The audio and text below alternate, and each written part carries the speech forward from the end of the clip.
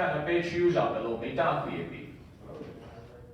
El Leon Betu Kiha, let we took a Yasamia Kiha El Lakota sheep in a Lakota long in a Lakota sheep, Iwogala was sheep below Bidaki.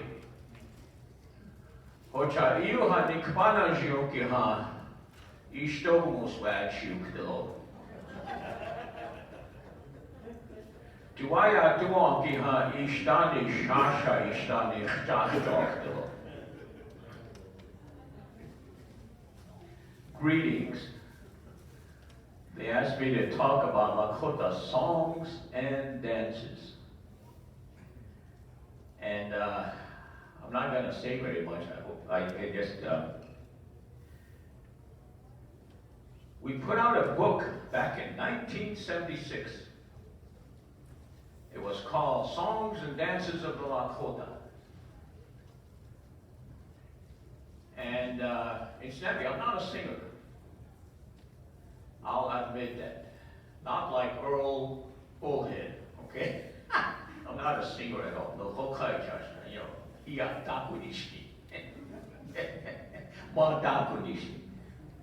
but anyway, my father was a singer, Ben Blackbear Sr. He sang since he was 12 years old and sang all his life, sang every song that you can think of, different kinds of dances, different kinds of songs. You know, he learned all that stuff since he was 12 years old, 1929, till the day he died in 1982. He sang, he danced, and he learned all about Lakota traditions and culture.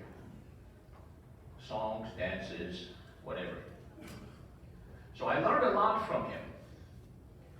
But as kids usually are, I was a dumb kid. You know, I didn't listen to anything that he says. You know, he tells me anyway. So it's somewhere in my head. It's hard to find that stuff, you know?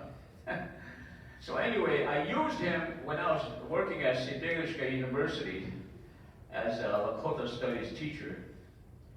And I asked him if he could teach Lakota songs and dances for us. He did. He and Dr. Ron Tice, who was a singer. He came from New York and worked at Tusweca. But anyway, they got together, Ron Tice and my dad, and they taught the songs of the Lakota, and they also taught the dances. So eventually, we had him produce a book. They both got together and published a book called Songs and Dances of the Lakota. And they made a tape that goes with it. That's what you just heard. And they even put out a videotape. Now that went out of print way back in the 70s. We've been trying to make them reprint it again, republish it, and nobody wants to do it. So when I finally got together with LLC, I said, I want to republish that book. So we're going to put it out as a different book. The songs are all public songs, so there's no problem with copyright. So the book is out. The only problem is we don't have any recordings for it. We need some singers that can sing all these different kinds of songs, that can sing those, so that we can record them and sell it with the book. And if we get the money, we can get a group of dancers together and do all the different kinds of dances, videotape it, and you've got everything. And the purpose of writing a book like this is for everybody. If you're all teachers, I'm assuming many of you are teachers. You teach in the school. We want you to take the songs and dances into the classroom. Learn the songs yourselves. Learn how to drum it and sing it. Learn the words to the songs, the Lakota words to the songs. Take it in the classroom and teach it to the kids. every kid that goes to your school is going to come out of there knowing all of these different songs, dances. And if you learn how to sing and dance yourself, you can teach them even to how to sing and dance. And it's not that hard. I'll prove it to you. Okay? It's not that hard. And this body of songs right here encompasses the entire Lakota culture. I don't know if you know that or not. If you want to learn about Lakota culture, one way you can do it, of course, is to learn the language, Lakota language, because the culture is contained in the language. Or if you don't want to go that route, you can teach all the songs and dances of the Lakota and teach Lakota culture doing that. Okay? So that's the purpose of the book. We have all the words in there, all the Lakota words to these songs. And of course, they're on. We're going to hopefully eventually record it. We will. I'm not going to say I hope we do it, but we are going to do it, you know. So that's what we're going to do.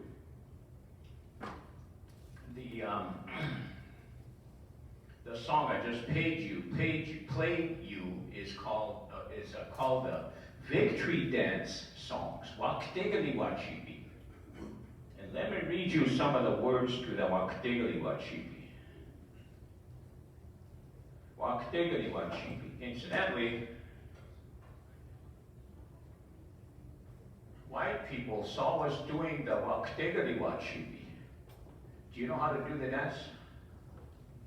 You hold up sticks, you have scalps tied to the sticks, and you dance.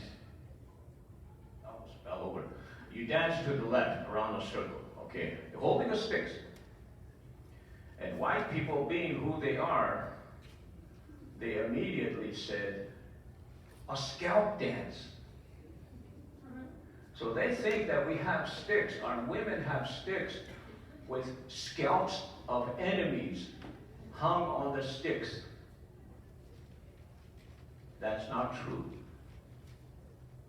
I mean, I'm scared of ghosts.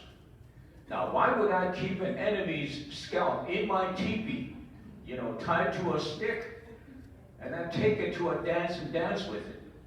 You know, those pieces of hair, scalp that are hanging on that stick, comes from my son, my daughter.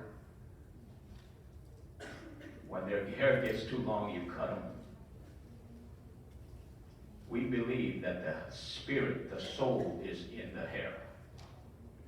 That's how we keep the spirit. We have a spirit-keeping ceremony. We still see it to this day. Every wake, every funeral, when somebody dies, you take a piece of their hair, you have a big feed, public wake, and you keep it for 1 year, and you have a memorial dinner a year later, and release the spirit. We're still doing that, aren't we? The hair contains the spirit of our relatives. So whenever we cut our daughter's hair, we like to keep a piece of it so that they're safe. So when we do the scalp dance, it's not the enemy's scalp that we tie to a stick and we dance. Yay! You know, one thing you killed the edge on. That's a victory dance. And just because we do it after a victory, you know, they think it's a scalp dance. But anyway, the words to that song are, I'm going blind, so I gotta wear the first one is, E hanta hechamuktacha togashila oyagwashiko doke oyakeshde laka.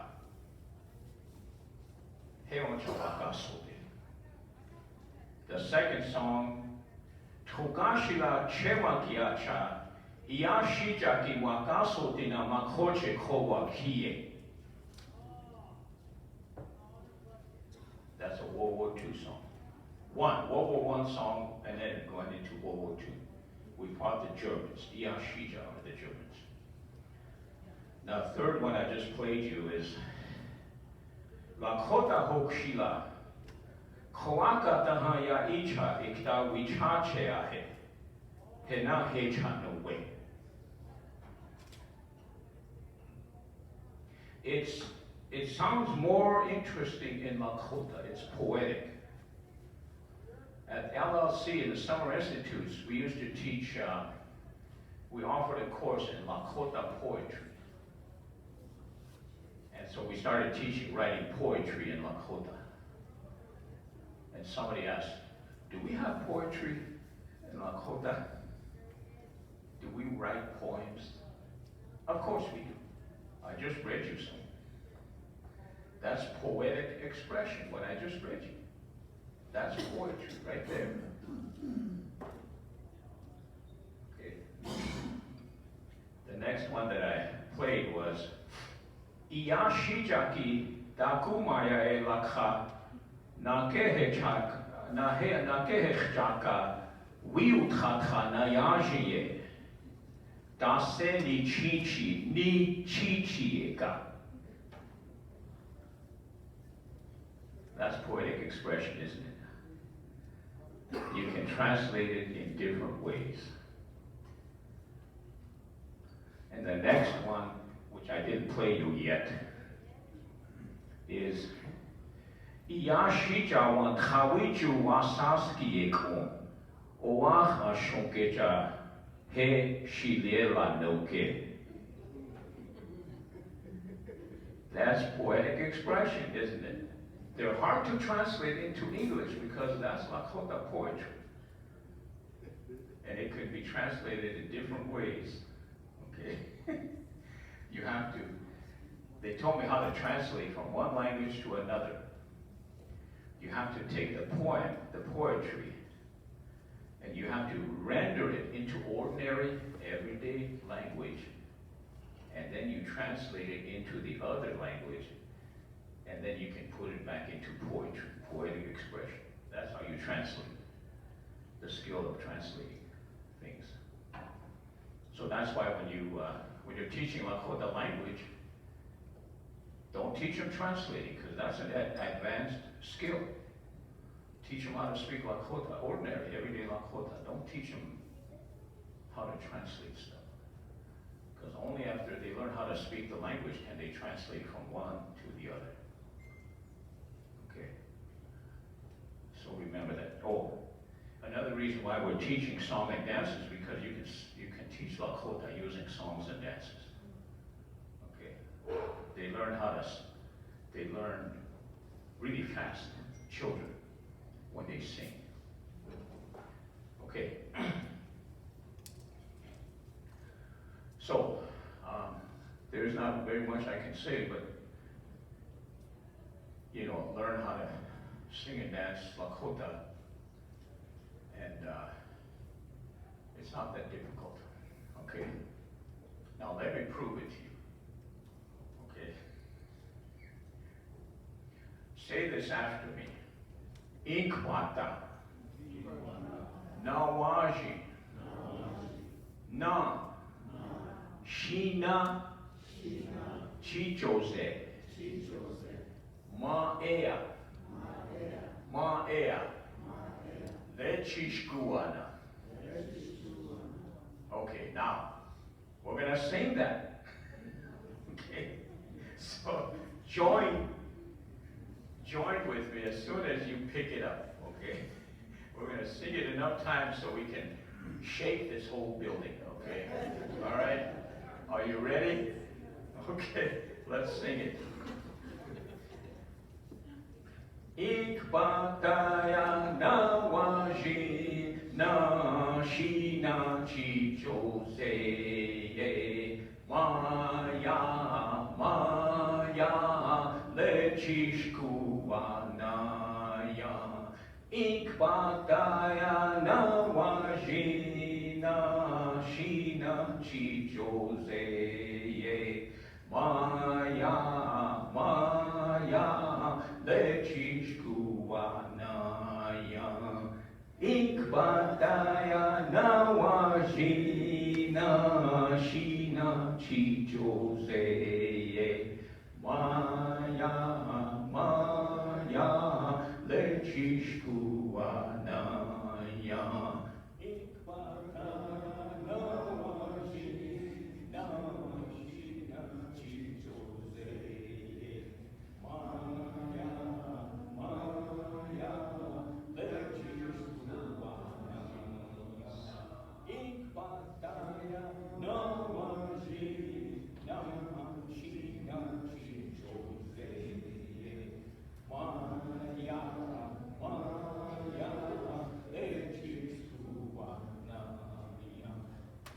I'm out of breath.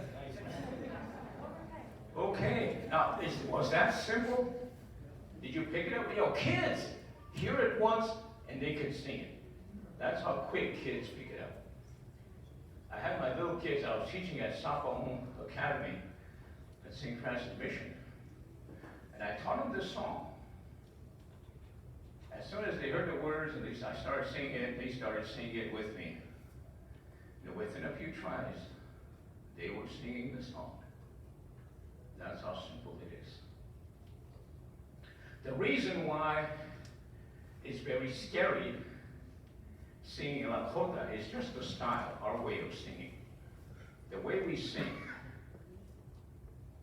is very unique, but anybody can do it. First of all, the melody is that simple. Just get the words and put it to a melody, you know, the pitch, I think they call it, or whatever, where it goes up and down.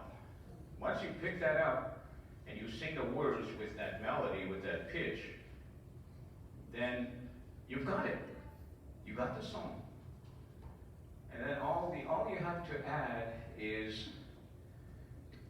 once we learn the melody, we have to figure out some way to carry it, right? We have to figure out some way to sing the melody without using the words. So we use what they call vocables. And that's where we sing way aha, yo. Okay? That's how we sing it. That's how we carry the melody, you know. So Inkpata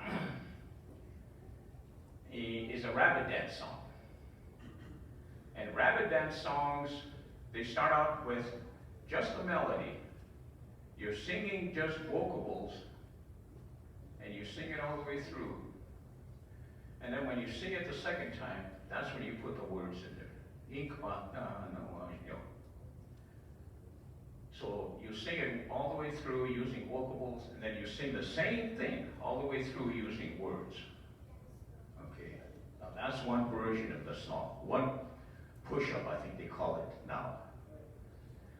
And you can sing another one. You just start over again, sing the same melody of you using vocables, and then you put the words in there. That's how simple it is. Even you can learn how to sing it. Okay? Hey, hey, hey, ya, ha, ya, hey, ha, ya, ya, hey, yo, ha, ya, way, ya, ha, ya, ho, ha, ya, way, ya, ha, ya, yo. Dia re ikbataya nawa shina shina chichose maya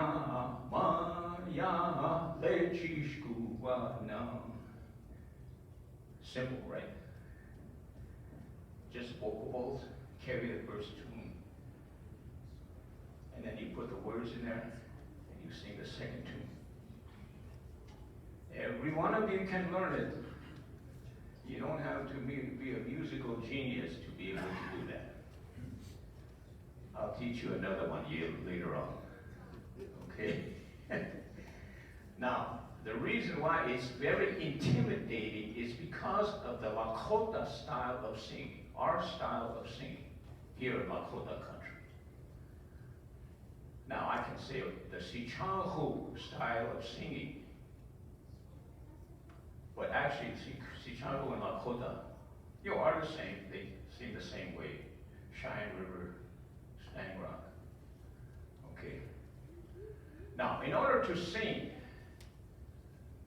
Lakota songs, you have to learn one thing that is very simple. Again, very simple. What do we do when there's a wagon train going by and we get on our horses and grab our weapons and we charge down the hill? What do? War hoops. Yes, war hoops. How do you say that in Lakota? Akisha. That's a Lakota concept. Remember that. Akisha. You gotta learn how to akisha and be good at it. Because our songs are sung in exactly the same way. Akisha. That's how we sing our songs. It's way different than the way the crows sing powwow songs. Okay, so their style is different. The Kiowas sing different from us. Lakota gives Lord. O Lord. Kajiu Chasha ki inch ho ikja ho Lord. Or the Kiowas. So in order to sing a traditional Lakota song, you gotta know how to akisha. Be good at that, because that's how we sing. So instead of just carrying vocables like way ah, it's way ah, ya, way ah. That's how we sing, right? That's the traditional Lakota style of singing. That's the only thing that makes it intimidating. The song is very simple. The melody is simple.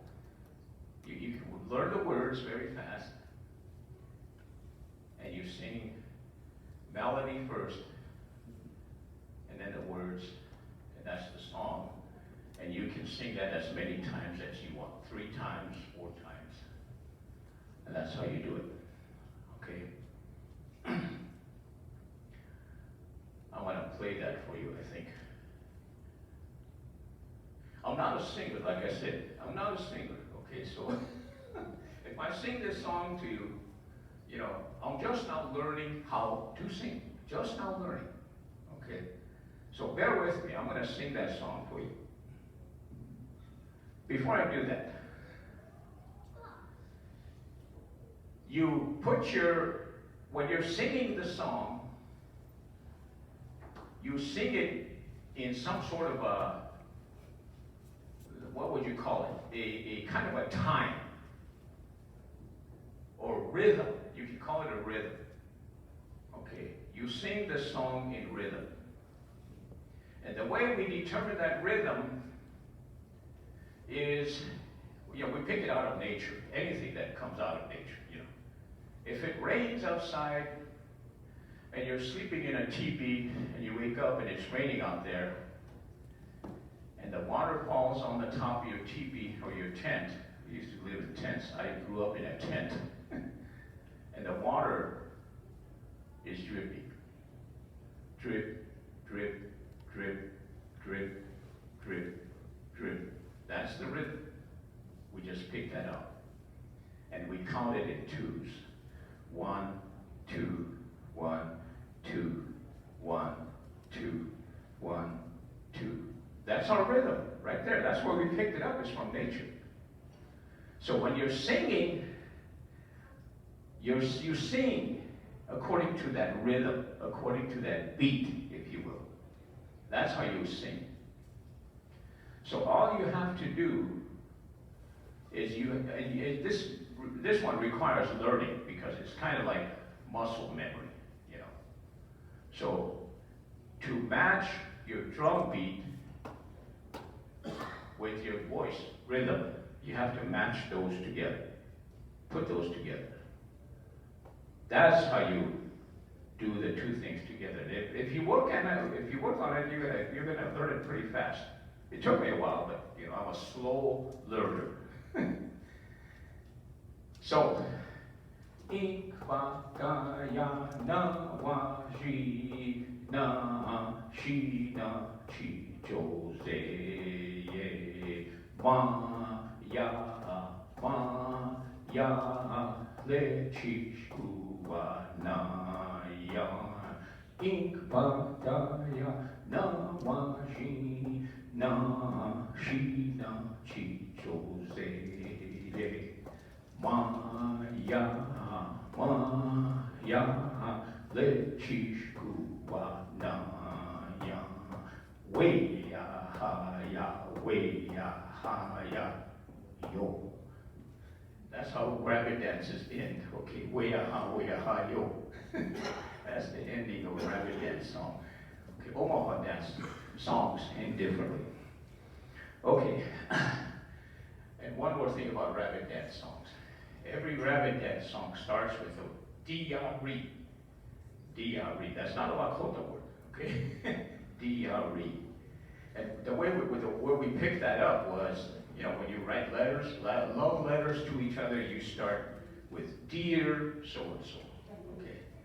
So we just picked it up from there. So every love song or rabbit dance song starts out with D-R-E, Inkbaka, and so forth, okay?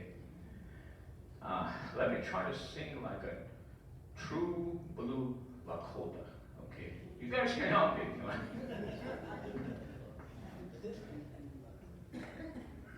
True blue. True blue.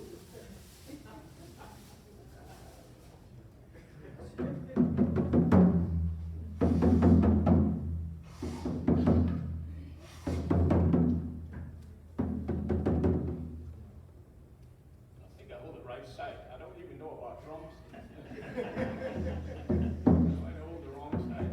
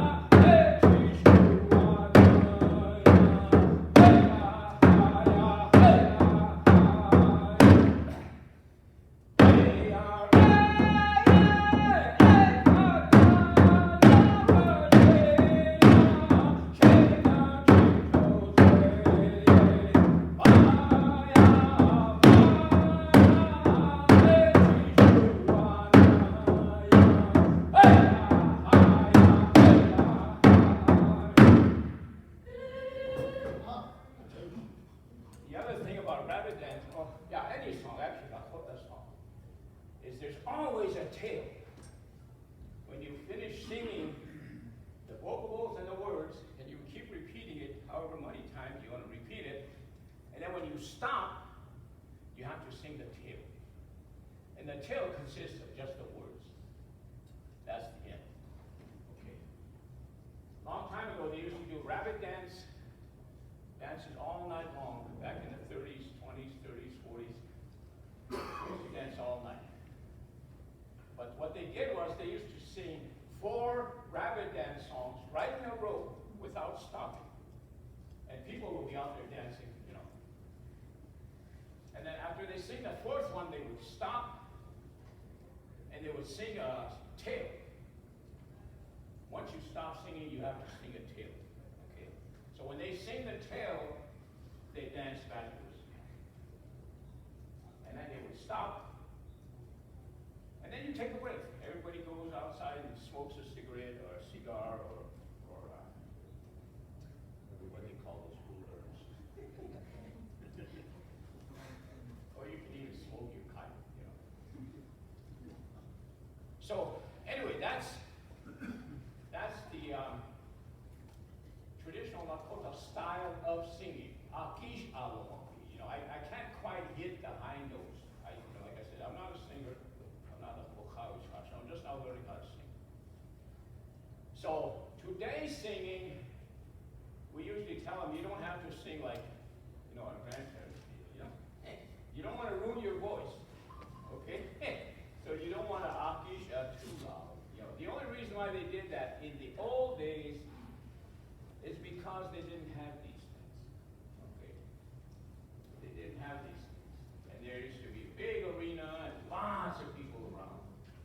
When you're singing, you want to be heard all the way around the arena. So that's why that's the style of singing that we had, we developed. And so we had to sing like that, sing our songs like that. Okay, that's why Akish Awash'alwa is the Nakota style of singing. Okay.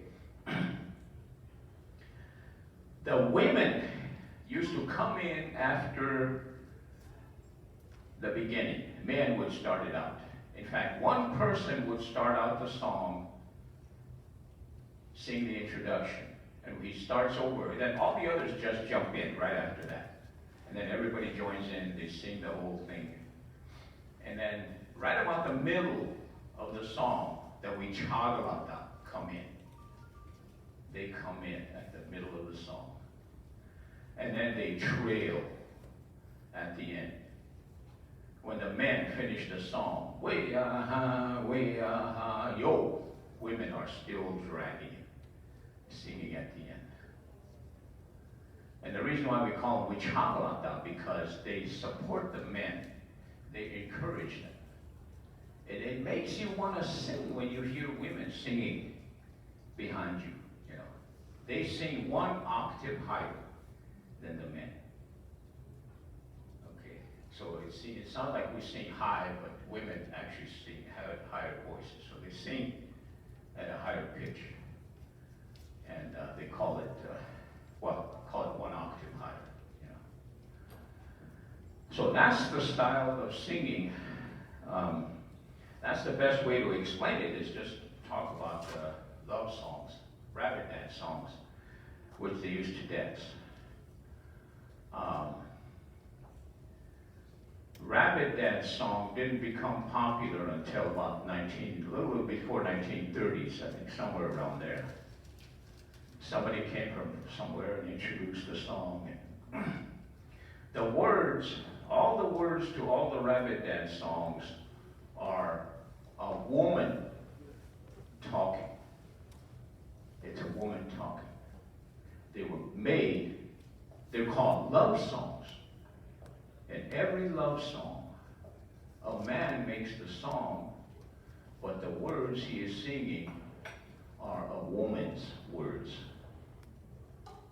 Okay, so if your sweetheart whispers in your ear some really love, kind of romantic kind of stuff, you remember those words, and then you put them into a song. There it is. There's your love song. Okay. So Inkpata Nawaji. Now that's a woman talking.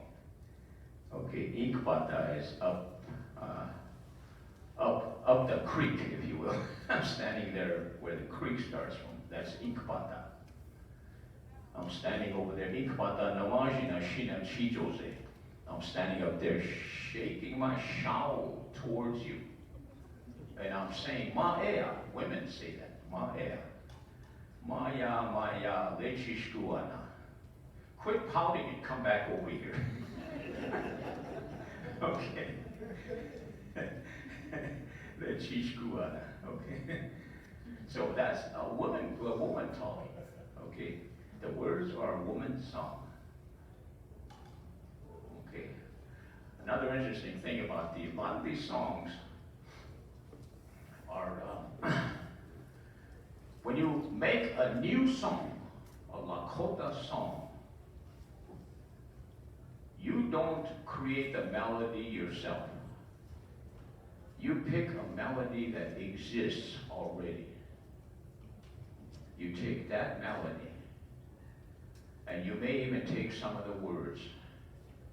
And when you make a brand spanking new song in Lakota, basically what you're doing is you're singing an old song, but in a new way, by putting different words in there.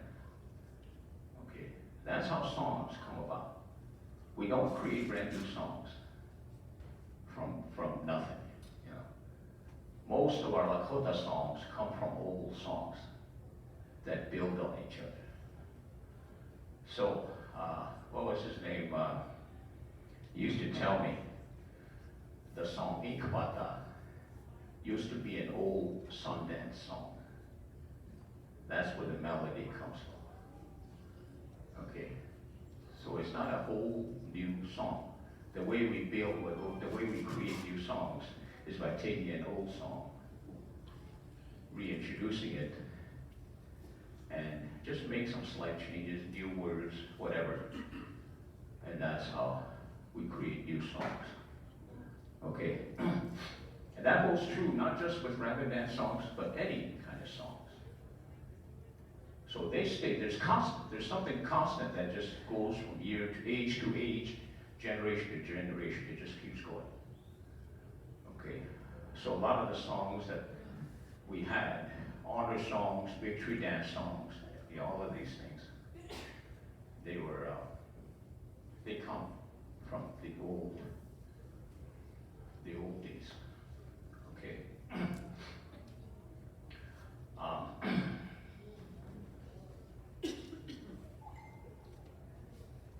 See if my computer's still alive.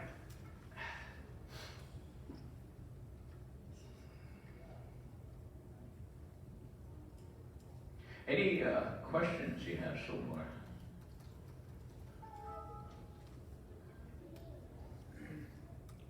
I have one. Yes.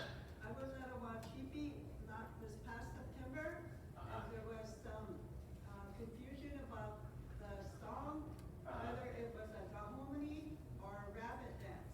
Yeah. What's the difference? They're pretty much the same. You know, Gahomini Wachipi or round dance. Nasloha Wachipi is what they call it. Nasloha Wachipi in Lakota. It was called the Nasloha Wachipi. That was the traditional social dance song. Nasloha Wachipi. So instead of doing a rabbit dance, which you danced with partner, you dance in a circle. You still had a partner, but everybody stands in a circle, and you dance in a clockwise direction. Everything you do in Lakota is done in a clockwise direction. You never go the other way. It's always. That's our pattern of life, and that's the pattern that we follow. So whenever you do the round dance, you go in a circle and you go in a clockwise direction. Okay, there's all kinds of variations of the round dance song. So again, all the words to a round dance song are love songs. And in fact, that's the one that we did the most first. We in the late 1800s into the 1900s, that was the major social dance. And then, like I said, rabbit dance didn't come in until about the 1930s. That's when somebody introduced the rabbit dance. And my dad used to say, these guys came to a powwow, New Year's powwow in Parmley, Oachi shot. They came to a New Year's powwow and they taught him this new dance. It was called the rabbit dance. And after the dance was over, there was a couple or two couples left.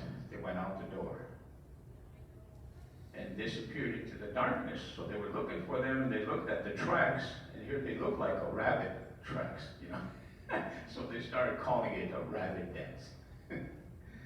That's where that started. So pretty soon they switched the social dance from a round dance to a rabbit dance. and they danced in couples in a clockwise direction. The only time they went backwards was just going backwards was when they were going to stop. And then they took a break and they started again. But they made so many rabbit dance songs that they used to dance all night and never sing the same song twice. That's how many rabbit dance songs there were in the old days. So we use that. That's, you know, at a time when we couldn't, we were extremely poor. We were put on reservations. We were suffering, starving to death and everything. And we couldn't buy stuff to make costumes. So when we wanted to have fun, we did it in our street clothes. And we could do rabbit dances in our street clothes. You didn't have to have costumes on or anything, you know. So they started coming back in the 40s and 50s, I think. Yeah. The rabbit dance, they always start out with D-R-A. Yeah. D-R-E. That's how they started out. D-R-E. Rabbit dance. So that was the most popular dance up to the 50s, and then pretty soon just regular powwow dancing came into being. Okay. Yeah. I remember, my dad used to tell us too that during that time of social gatherings, they do a lot of these rapid dance or dance. Yeah. And there was a lot of songs composed during that time of jealousy songs. Right. The couples are now receive each other, and that's how the jealousy songs came about. Right. That's right. Yeah. They used to have, when they had a rabbit dance, they were going to have a rabbit dance. One of the first things they did was before the dance started, they got some of these elders to come up and talk to the people and try to encourage them, to tell the people, they said, you know, we're doing this just to have fun. We're not doing this to break up marriages, you know. In fact, the words make you strong so you don't get mad, you know, and beat up somebody over your wife, you know, or your girlfriend, you know. So they used to have elders get up and talk to the people before they start the dance. You know, wahoku ichakiapi, wachuk na itoka, wahoku ichakiapi. So that's what they used to dance. Let me sing another song for you. Like I said, I'm just learning, so hang tough. Trying to prove that it's easy to do this.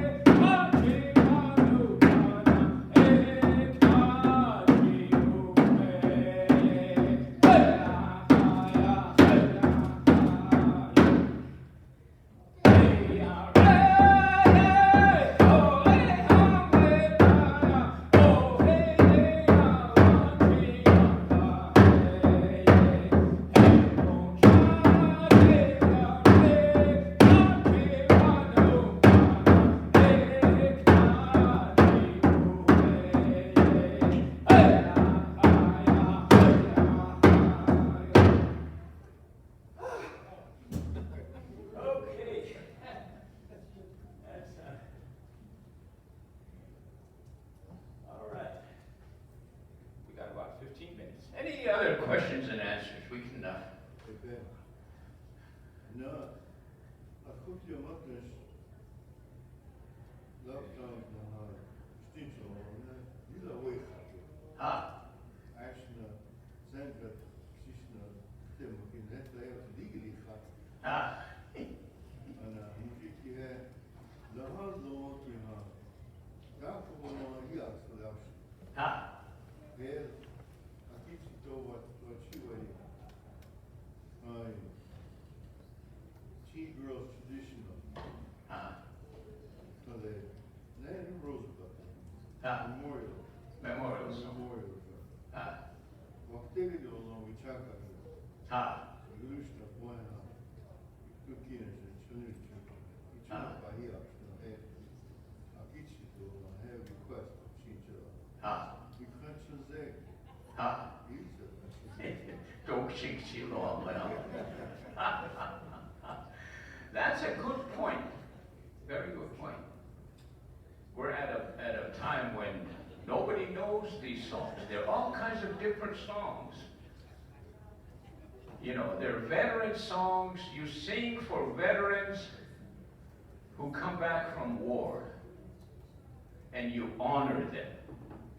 Every powwow, you know what their Lakota name is, and you sing for them. And when you sing for them, they get up and they donate something. Okay, that's an honor. You only sing those songs for people who are alive. You don't sing for dead people. Okay, there are other songs for people who have died. A lot of songs are for people who are alive.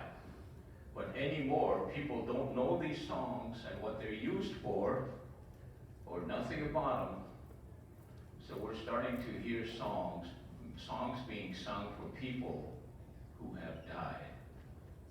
And those songs are for live people, honoring live people. Okay, so that's why it's extremely critical that in your schools, you teach all the different kinds of songs, along with the words. Teach the words as well. And you can use those to honor people. That's one of our traditions, our cultural traditions, is that you honor children especially, young people. And anybody who has accomplished something, like soldiers or veterans, whatever, they go to school, they graduate, you honor them. That's what they're for. That's how you honor them. And when you sing for somebody, you expect them to give away something. Okay? They don't receive the gifts. They give away things to the poor, to the orphans.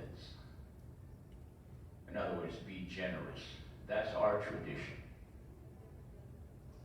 Okay? So a lot of these songs, the words to the songs, that's exactly what they say. The words say something like, give away everything you have. You'll have some more later. A lot of those words are in here. And it teaches our traditions.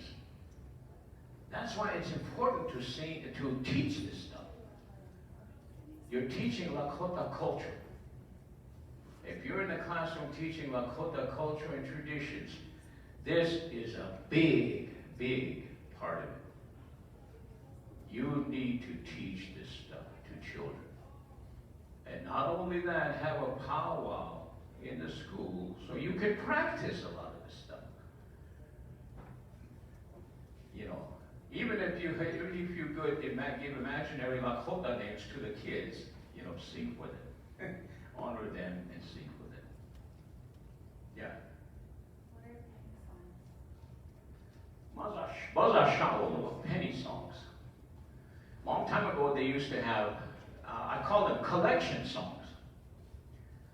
Whenever they're going to have a big powwow, like New Year's celebration, they used to pick leaders somebody who is in charge of the powwow, itacha.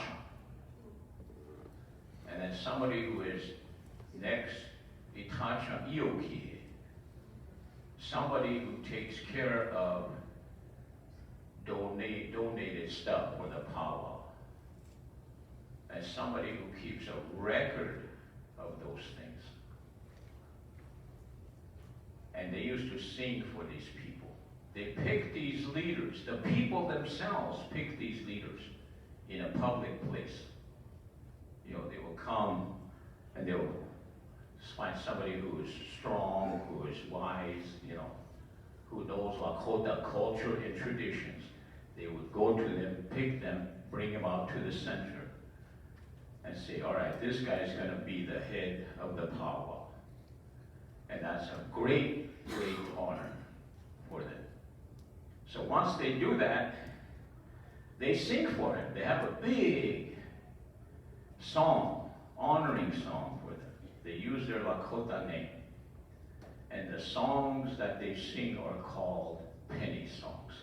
Maza Sha Olor. Okay.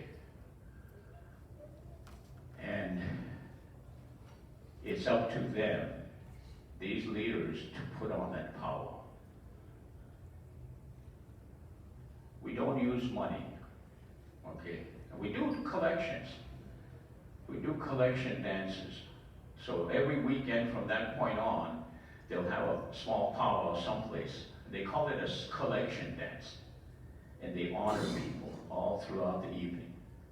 And they would sing these penny songs for them, honoring songs for them. And they would donate something. All right. For the New Year's powwow, I'm going to bring a pot of soup. Oh, for the New Year's powwow, I'm going to bring a bunch of bread. You know, I'm good at baking, so, you know. Or I'm going to bring some coffee, a whole bunch of coffee. Or whatever, you know. Below Bagamisa, whatever. Donate. And that's a collection dance. So they donate all those things, and then when New Year's comes along, they bring all that stuff. And that's why we have public feasts at every powwow. Everybody gets to eat. When you're teaching Lakota tradition, you need to do all that stuff. So that you know how our forefathers lived before we ever met a white man. How did we live? That's what you're teaching. Meals were so important because it was difficult to cook meals. Every meal had to be a public meal. It had to be a public meal. So every time you cooked, you cook a whole bunch. And the whole Tiospaye shows up, and you have a big meal. Because you don't eat all the time. And then we have a concept called wateja. Okay, wateja. There's more food at a feed than everybody can eat.